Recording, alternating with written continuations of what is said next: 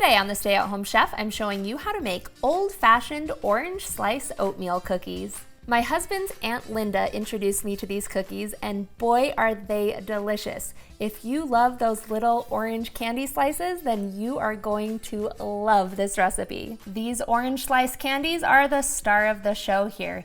You'll need about 2 cups of these, and you'll see that I've cut mine into little tiny pieces. These really shouldn't be too hard to find, but if you can't find them, you can always order them off of Amazon. For the cookie dough, you'll need 1 cup of softened butter, along with 3/4 of a cup of brown sugar and 1/2 cup of white granulated sugar.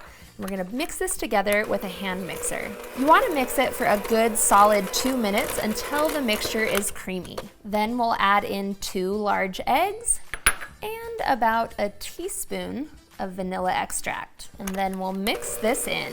That only takes about 30 seconds to mix in. Then we'll add in 2 cups of all-purpose flour, 1 teaspoon of baking soda, 1 teaspoon of baking powder, and 1/2 teaspoon of salt.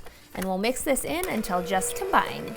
Then we'll switch from our hand mixer to a spatula and add in our chopped up orange slices, 2 cups of instant oats, and 2 cups of shredded coconut flakes. Then we'll stir this all in. Now, once that's all mixed together, you'll pinch off some of the dough and roll it into little 1.5-inch cookie balls. Place it onto a lightly greased or parchment-lined baking sheet. This recipe makes about 36 cookies, so you'll want to do 12 cookies to a tray for 3 trays total. Then we're gonna bake these in a 350-degree oven for 10 to 12 minutes.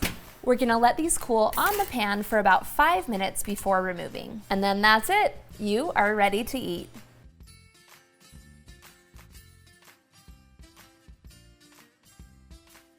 Thanks for watching. You can find the full written recipe in the video description. Be sure to subscribe, like, and follow, and check out the rest of my videos where you can find hundreds of restaurant quality recipes you can easily make at home.